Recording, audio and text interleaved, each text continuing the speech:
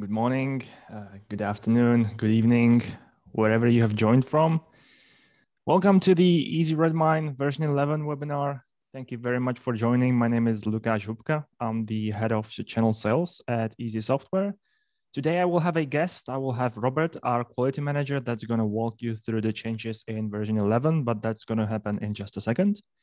Now, let's briefly talk about the agenda, because what we want to do here is to have this webinar very brief and informative. Therefore, I'm going to do a very, very brief introduction of Easy Redmine first to those of you that are not as familiar with the tool. Then I will share a few words on the upgrade itself from the business perspective, because there's a few factors that played into this. We're going to move into the review of product changes in Easy Redmine version 11 shortly after. And we're going to follow it up with a sort of a Q&A section where we'll go through a few selected questions that we've received throughout this webinar now. When I'm speaking about this Q&A section, you can actually find the button on the bottom of this Zoom application. You can find it as those two chat bubbles with Q&A just below. And that's going to help you that's going to allow you to ask questions throughout this throughout this webinar specifically. So speaking of Easy Redmine, to those of you that are not as familiar with the tool, Easy Redmine is a Redmine-based project management software. It's something that we've worked on for, well, several years at this point. And our focus has always been on the flexibility and individual user experiences, rather than just providing a simple issue tracker that can be applied to the masses. Some other keywords that come into play when speaking about Easy Redmine are definitely the open source, because that's something that we've been promoting by quite a bit. And it's something that led to a lot of success across all governmental institutions, a lot of corporates, and something that might be very important to the people I'm speaking to right now. And also something that has been very important recently is that the software is deployable both in cloud and on premises, as in on sites of our clients. That is something that has not been the most common thing nowadays. Companies have been dropping the option to host their softwares on premise for very respectable and obvious reasons, but it's not something that we want to do in the future. So in case you've been wondering whether or not Easy Redmine is going to be applicable in on-premise in the future, that's definitely something that we're going to stick to. Now, version 11. If you've been around for a while, you have seen that we have always pushed together a strategy where you could literally just pick all the Easy Redmine plugins that you wanted to, and just sort of like create a combination or a solution that really works to you specifically. And that's something that's been very good to us, something that we always wanted to do for very obvious reasons. However, throughout the past few years, we've been rapidly growing across several industries. We've sort of caught attention of a lot of corporates and large organizations. And our previous licensing structure was very hard to manage and administrate. We needed to find something that will allow us to streamline all the delivery processes all together. So at the end of the day, we wanted to put our resources in product. We wanted to put our resources into services instead. That led to us moving into a more common licensing structure, which you can obviously see for yourself on our Easy Redmine or Easy Project pricing pages. It's very similar. What you can do is you can just scroll down on the pricing page and see which features sort of are included in each respective licenses. And of course, as it sort of goes throughout anything that we talk about, feel free to go to our website, open trial accounts, talk to our sales consultants, talk to whoever you need to in the company to learn as much as possible. This webinar is simply designed to give you a nice overview of what we've done recently. And any additional sort of questions will be addressed either in the Q&A section, or we can do it separately in specific calls or in specific email chains. I don't want to go into detail right now. That being said, I think it might be time to go into the product changes review. So allow me to invite Robert into the sharing space. Once again, the quality manager of Easy Redmine and Easy Project. Robert is very involved with the product and very involved with the future of this product. So he's by far one of the best people to have on the call to talk to you about these changes. So Robo, if you can, we can do a mic check and then we can go forward. Thank you, Lukasz, for your kind Nice. words. Okay. Always. I'm glad that the mic is working, and welcome everyone for joining this webinar. Lukasz, just please confirm that you can see release notes for version 11 on the screen. Yes, I can. All good. Great. Thank you. So I always wonder where exactly to start, and it's weird to say it's a major version, so it's hard to put into just a couple of words. But I think you will quite soon notice that the changes that we made are most of them are performance focused and user interface or user experience focused. We previously had bigger versions that were introduced new plugins that maybe introduce some great revision of existing plugins. But as we gathered user feedback from the years back, we thought it was about time that we really focus on performance. As Lukasz said, that we gathered attention from bigger companies, and we really need to make sure that the scalability of our solution is really in place, and that it really runs smoothly for thousands of users as well as it runs for tens of users. So most of or many parts of what you will see are dedicated to performance, even some changes that you may not like on the first sight. So without further ado, I will start this presentation with directing you to release notes, which is really important for you as administrators, for those of you who are, to prepare yourself and your users before the upgrade. So release notes are available in our documentation. It's the same as before. Just a little heads up. We will have this documentation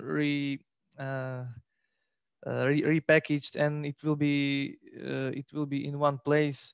It will be in our new website, so you can look forward to it. It will be structured neatly, and it will look better than it currently looks. So just a little heads up for you for the autumn.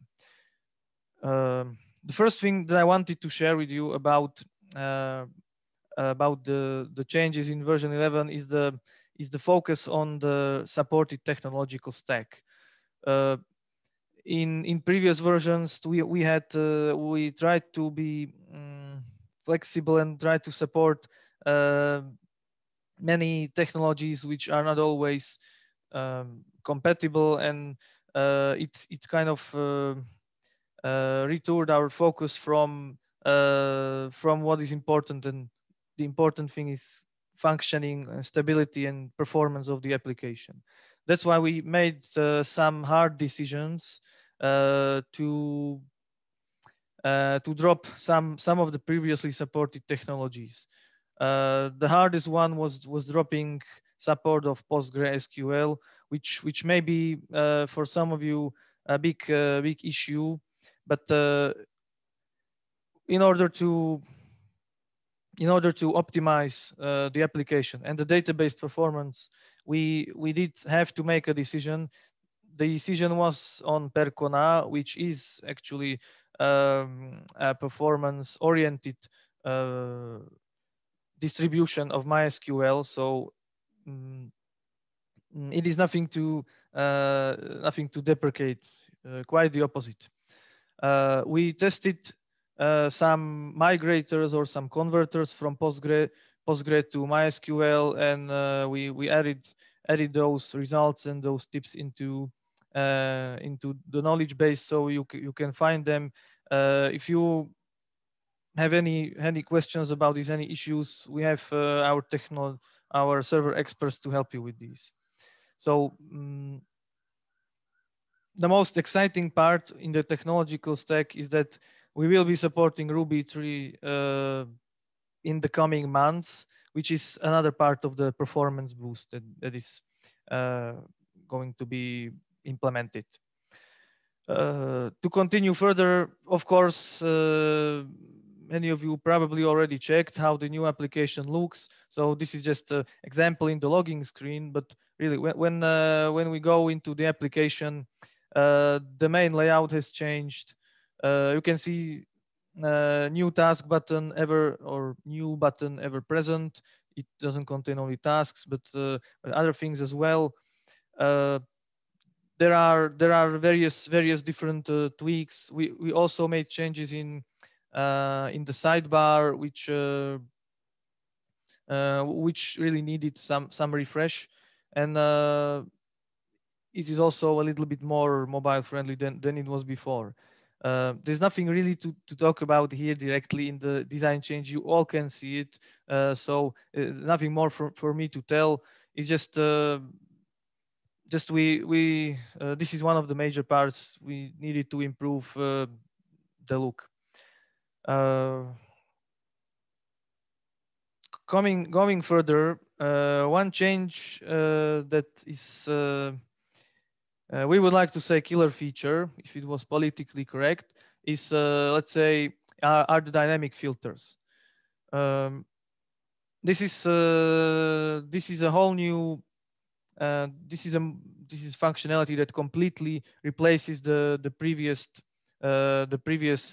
queries. For example, task list. What I'm looking now is the previous task list where you had to prepare everything, all the filters and all the columns, etc., etc. Then you hit apply, then you get some results. In the dynamic filters, we focused on the interactivity. So whatever you do directly takes effect as soon as you hit it. So let me just quickly show you filtering tasks in do it now. There are here immediately removing, adding columns. Done immediately. Some other features. If I have a long list, let's say I want to pin the subject column to the right, so or to the left. So if I add some additional columns, I can scroll, but I still see the subject in here. Many abilities that these dynamic filters have that the previous didn't. You can check it around. You can play around with it as you can. There's not really time to show you everything. What I need to show you is that there are two ways how to check how to see dynamic filters in version 11. One of them is, as I'm showing you here, I'm on my home page, and this is a page module. So you can put dynamic filters in every customizable page. Just go to just customize this page, and you will find this item called dynamic filters. The other way is actually to see it in the native view. So I will go to the task list, and under the options or filters, I will see this dynamic filter toggler or button, which opens the task list in the dynamic filter view. When you need to switch back, we have the option here, switch to filters 1.0 in case there is something that you currently are not able to do with dynamic filters, which actually brings me to some current limitations of dynamic filters. They don't contain exporting. For example, they don't contain let's say outputs of chart type. It's still just a list. And another one, they only currently support task list, project list, and spend time. So these are some of the limitations. Can be bigger, but of course we are continuing development in dynamic filters, and the ultimate plan is to, of course, applied to every entity, and to add the features that you currently use in the old filtering. So we are still working on it, and it won't take that much time to make it to apply it to all entities. Well, if these dynamic filters are enough, are functional for you, you can switch into the default. You can switch those dynamic filter view in the default as the default view by going into administration settings, and here is the option under general. The option is show dynamic filters by default. So task lists that you check, project lists, and spend time lists will be shown in dynamic view by default. I would say this is about it. If you have questions, we will be ready in Q&A. Going on, another big change from the user perspective is the CK editor, is the task editing in or is the text editing. For some, this may be a little bit shocking as well. This may be harder to swallow, because as you can see, the CK editor, the text editor right now, the toolbar contains less features than it contained previously. The reason is we really wanted to focus on the usability, quickness of load, and mobile friendliness, which the standard version of CK Editor 5 supports very spectacularly, or very smoothly, seamlessly, and quickly. We didn't want to put anything really unnecessary into the CK editor, and the result is really increased load performance of practically every page where you have the CK editor.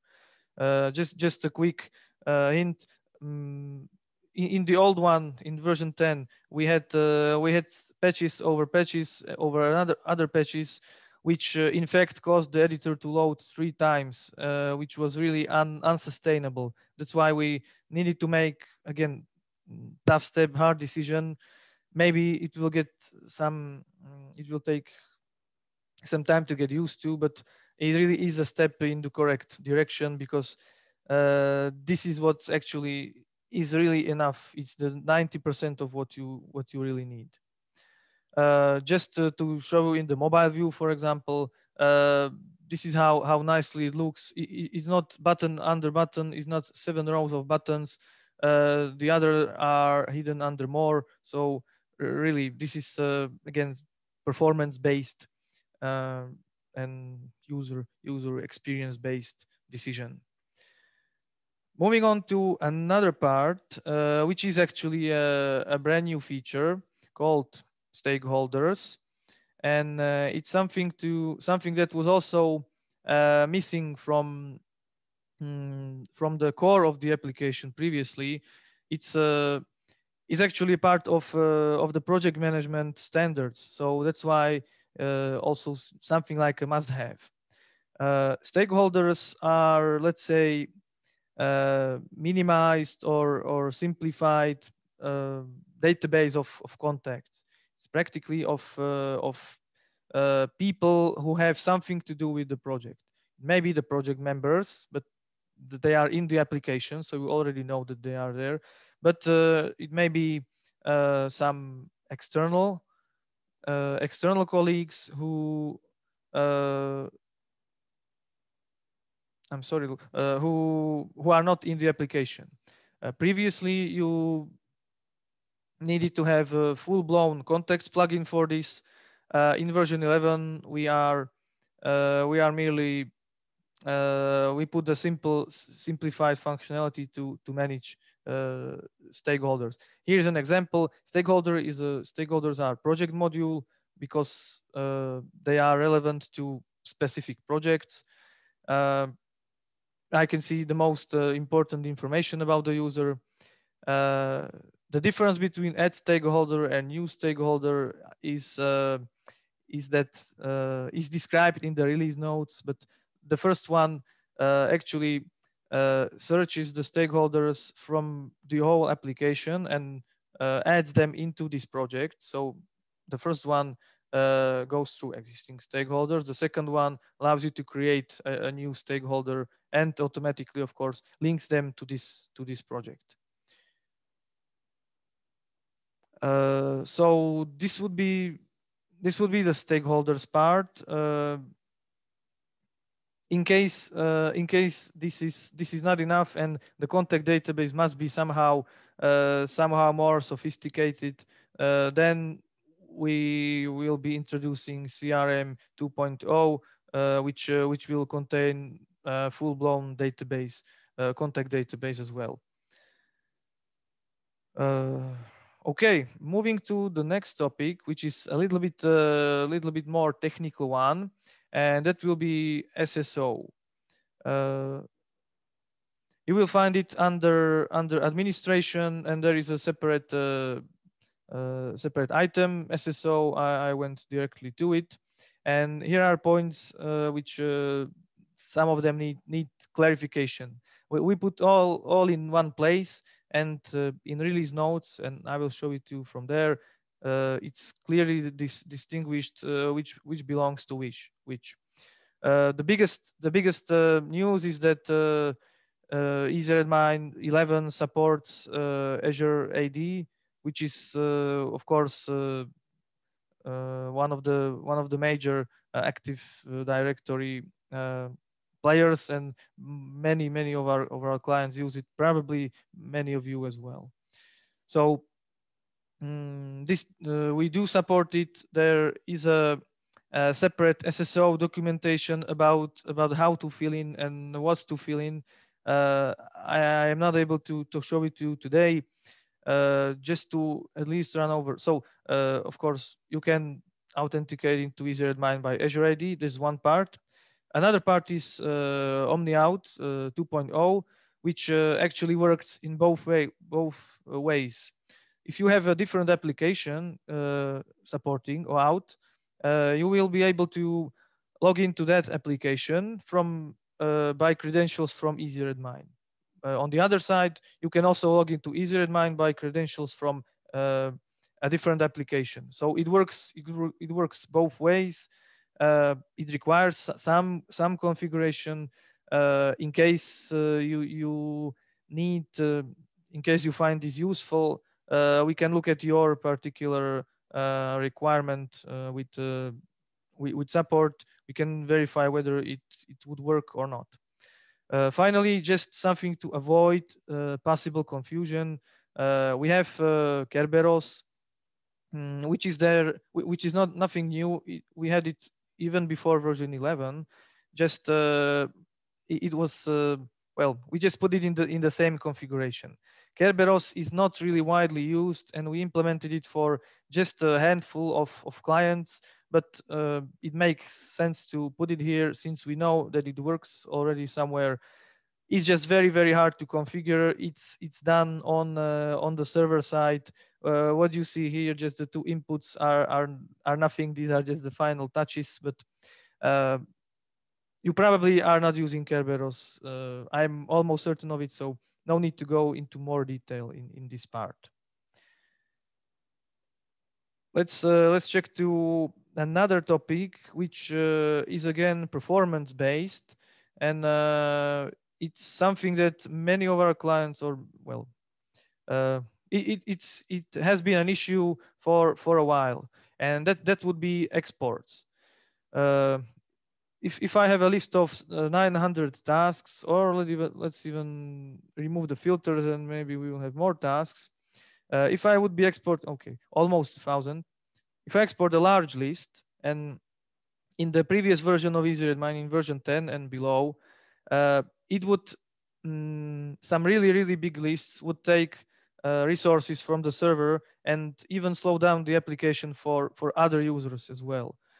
We of course realize this is a major problem. This is not how it should work.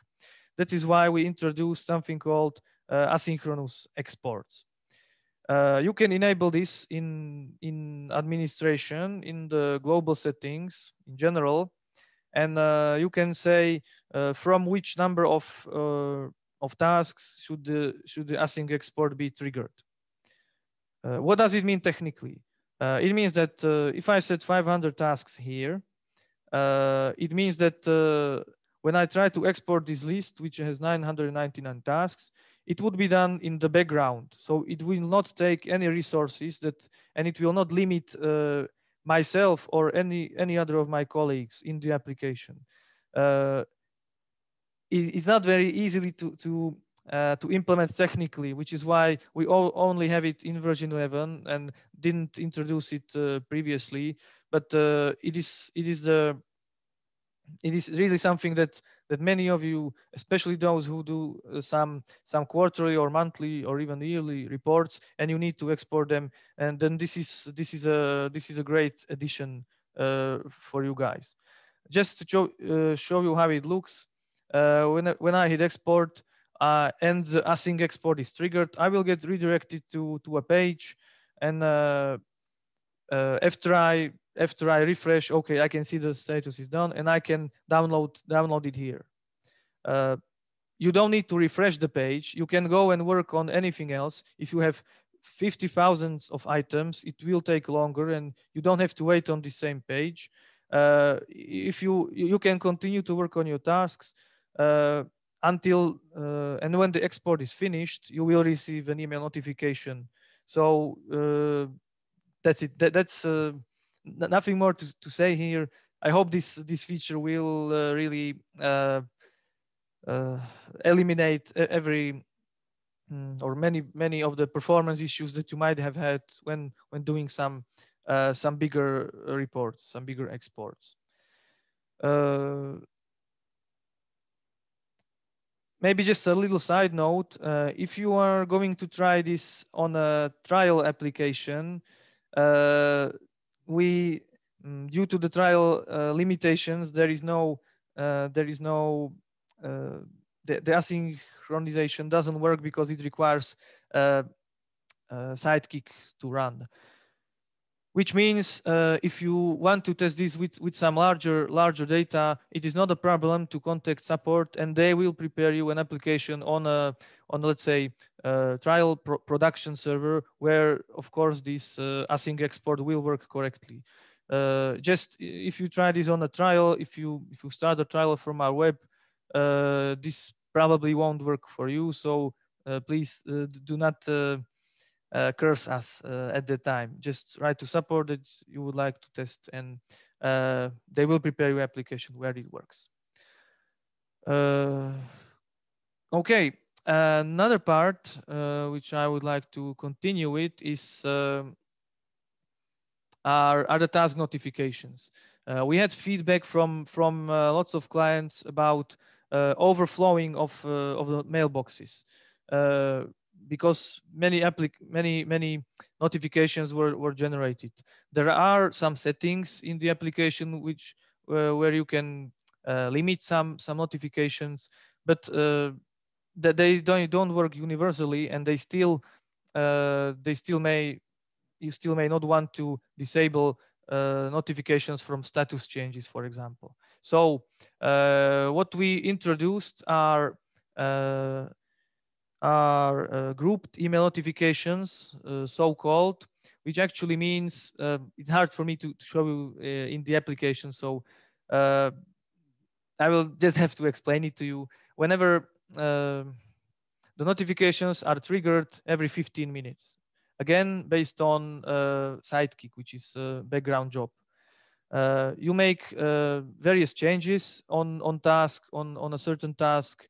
During this 15-minute interval, they will be put into one email, and in 0 or 15 or 30 or 45 minutes, they will be sent to the recipients. So you will get one email with all of the changes grouped in that email. If the status was changed 3 times during this interval, you will see the change into the latest, into the current status. If more comments were added during this interval, you will see all of the comments in this notification. So again, another part where actually another performance induced part where it's not only about receiving less or fewer email notifications, it's also about uh, saving the resources of the server, because again, you are not triggering the notifications immediately when you are saving the change, but you are putting it into a queue, and a background job is triggering the notifications. So again, slight may not be really noticeable, but in the big mosaic of the changes, it's another performance based part. What else? Okay, continuing with the performance improvement are is loading of custom pages. Let me sorry quickly find one. Yep, here it is, and here is another one. Previously, we had a customizable page which had various modules. Some of them are bigger, some of them are smaller, some of them contain lots of data, some of them just a couple of words. In the previous versions, you had to wait for all of the page modules to load until the whole page would be loaded. In the new version, in version 11, the page is loaded immediately, and if some page module takes longer to load, that's fine. It will be loading individually, but you will already be on the page, and you will already see the modules that are on the page. So here we have some example, a page with lots of charts. Charts load actually lots of data, and they may take long to load. So as you saw, the page is loaded. This module was quicker than this one. Nothing stops you from looking at what is already loaded as opposed to the previous one. We really think this is a again another part of performance, and this one actually is noticeable by the user. And as you know, there are many customizable pages in the application, so are lots of places where the user experience will get better. We are quite sure of it.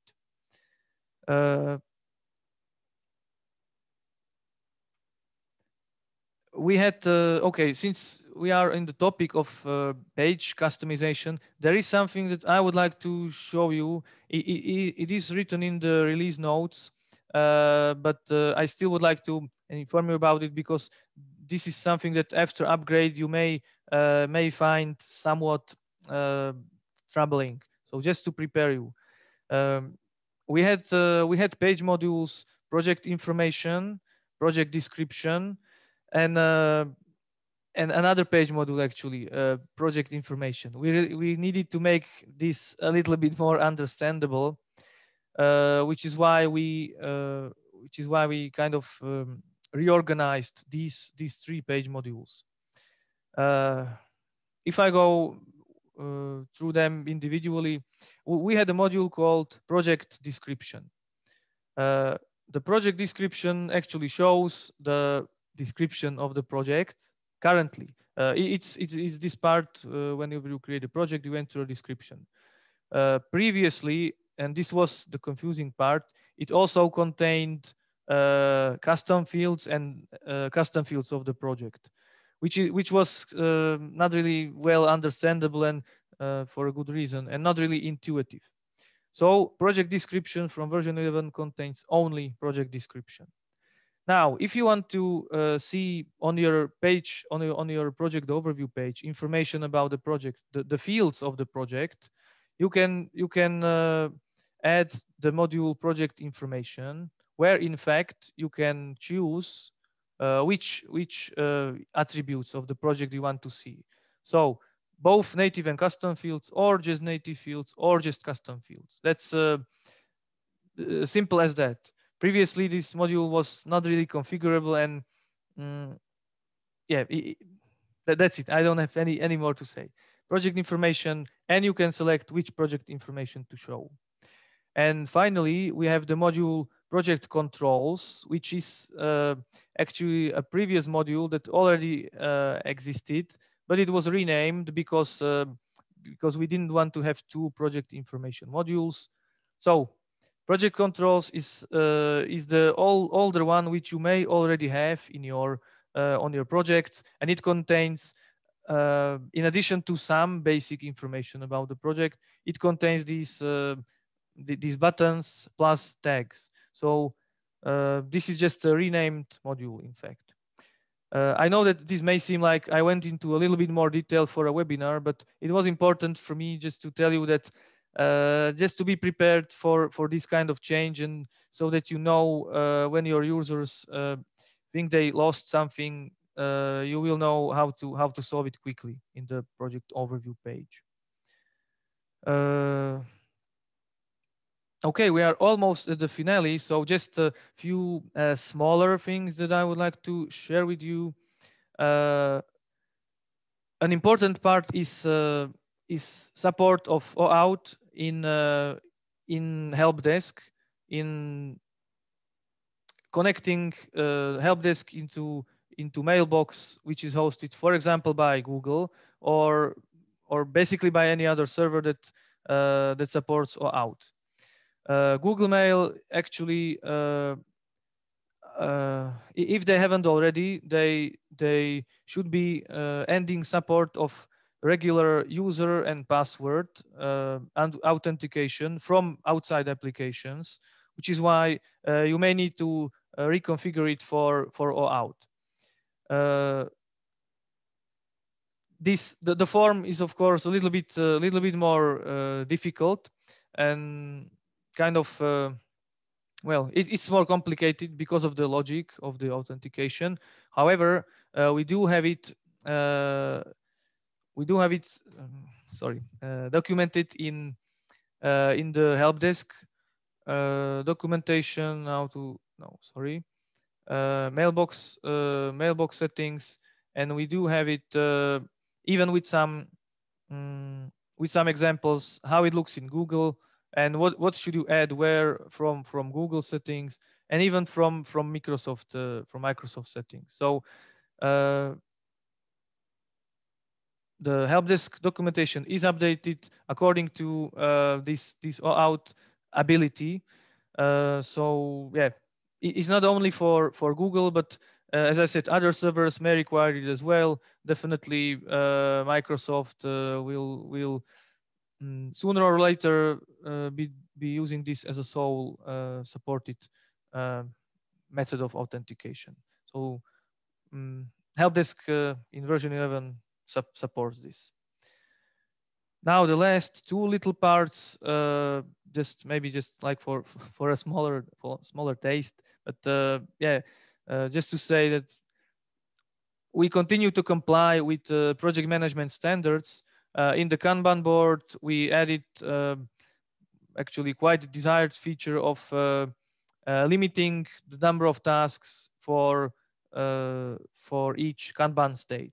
So if you use Kanban, you will go to this the project settings, or you can go to the Kanban module and go to the settings of Kanban, and there is a new setting, task limit, where you can say that in certain in progress stages only certain amount of tasks are allowed. Simple as that. Nothing more really to add to this feature. And finally, the last one that I wanted to show you is a change in diagrams, which I don't know how many of you use, but I personally like this feature, and I'm a process-oriented person, so I really do it quite often in our own application. Creating diagrams has been previously done by in the button in the toolbar when editing text. We removed this, as I said, because the previous text editor was very lazy to load and was very slow and was very patched. So instead, diagrams are created from within a task. So you do have to have some task to create a diagram. For example, a task called create a diagram. It is work, so it does require a task. There is the button under more options. You will enter some some name of the diagram. You will prepare the diagram however you want, and then differences between the new version and the latest and the previous ones. If you clicked save before, you would be automatically redirected back out to the application, which was kind of user unfriendly. So right now you can save as many times as you want, and you will still stay on the same diagram. And only when you click on exit, then you will be redirected back into Easy Redmine. The diagram will be shown in a special section in this task from where you created it. This was my last one, which actually contains the embed link, which you can paste anywhere as you want in any text area as you used to previously. Also, you can show the diagram, or yeah, you can go and edit it, which will take you again to the edit of the diagram. This is a little bit different than you previously known. That's why I felt it important, if you use them, to show it to you. Of course, the global list of diagrams is still works, so you can still find your diagram. If you close the task, you can still find it in the global list under the More menu.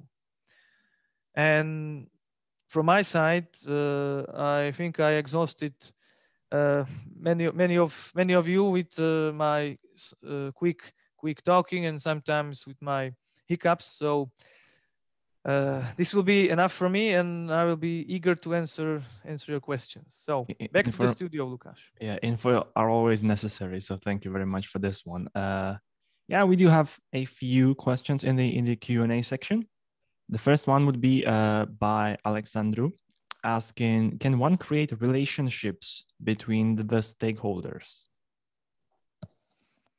Yeah, it's a valid question. We have this we had this in the backlog, but for this first version of stakeholders, we didn't implement this relation. We will see how needed is this feature, and we will be ready to implement if we have this feedback from our users. Exactly. I think I've spoken to a few people internally as well that it's a new feature. We're not 100% sure like how utilized it's going to be by our clients. But if you're going to find a lot of uses and if you're going to need the relationships, by all means, just report it to us. We'll look into it. Another question is if there's a list of plugins that has been discontinued for Easy Redmine 11. So if they can find somewhere what they're going to lose.